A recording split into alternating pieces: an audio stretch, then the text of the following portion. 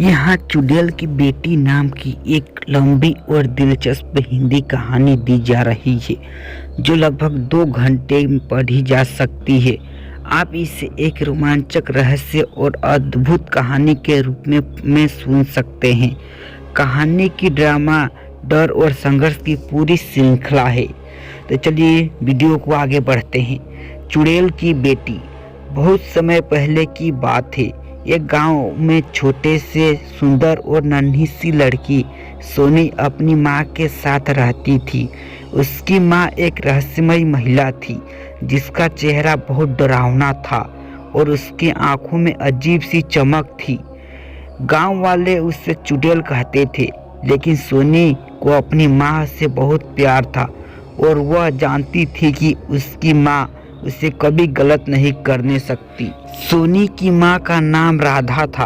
वह बहुत शक्तिशाली थी, लेकिन अपनी शक्तियों का इस्तेमाल केवल अपनी और अपनी बेटी की सुरक्षा के लिए करती थी।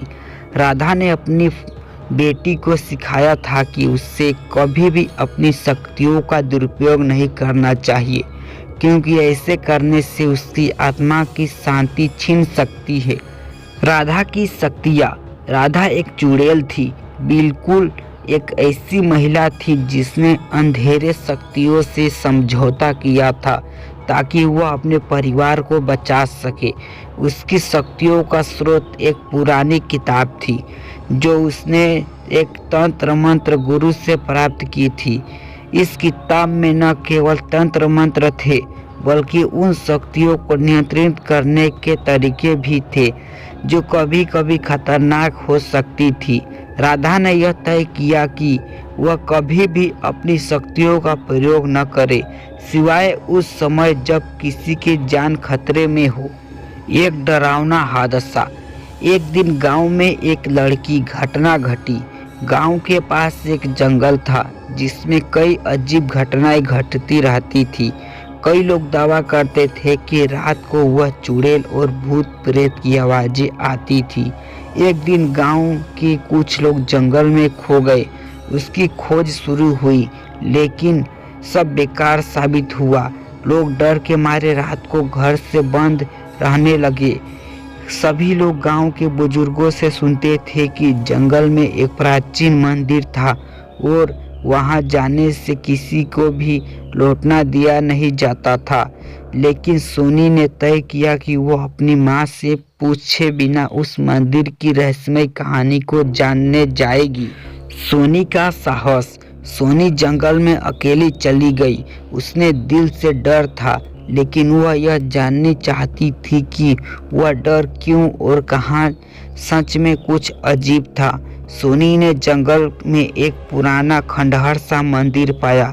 अंदर घुसते ही उसकी आंखें के सामने अचानक सब कुछ अंधेरा हो गया। फिर उसने देखा कि मंदिर के अंदर एक विशाल प्रतिमा के पास कुछ काले सांप घुस रहे हैं। वह डर के बजाय और भी साहसी हो गई और वह उन सायों की ओर बढ़ने लगी। तभी उसने देखा कि एक महिला के रूप में एक अजीब सी छाया सामने आई। वह महिला उसकी माँ की तरह दिख रही थी, लेकिन उसकी आंखों में खौफ और गुस्सा था। सोनी ने डरते हुए पूछा, तुम कौन हो? महिला ने जवाब दिया, मैं वह हूँ जो तुम्हारी माँ से ज़्यादा शक्तिशाली हूँ। माँ का सामना। अचानक सोनी के मन में एक विचार आया। वह समझ गई कि यह महिला उसकी माँ की दुश्मन थी, जो उसकी माँ की शक्तियों को चुराने के लिए इस मंदिर में आई थी। तभी सोनी ने अपने माँ को याद किया और तंत्र मंत्र की किताब को अपने मन में दोहराया। उसने एक मंत्र बोला और जैसे ही उसने वह शब्द उच्चारण किया, उसके चारों ओर एक शक्तिशाली लहर दौड़ गई। राधा ने अपनी बेटी की आवाज़ सुनी और तुरंत मंदिर में पहुंच गई। उसने अपनी शक्तियों को पूरी तरह से इस्तेमाल किया और उस समय को दौड़ते किया।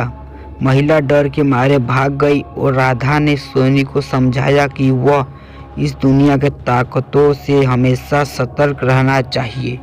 एक नई शुरुआत। इस घटना के बाद राधा और सोनी ने अपने जीवन को फिर से साधा। सोनी ने अपनी माँ से तंत्र मंत्र के बारे में और अधिक सीखा, लेकिन उसने यह भी समझाया कि शक्तियों का असली उद्देश्य केवल अच्छाई के लिए होना चाहिए।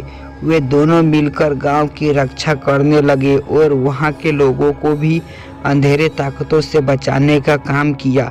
कहानी का संदेश यह था कि बुराई का मुकाबला अच्छाई से की जा सकता है और अपने अंदर की शक्तियों को समझकर उसकी सही उपयोग करना चाहिए।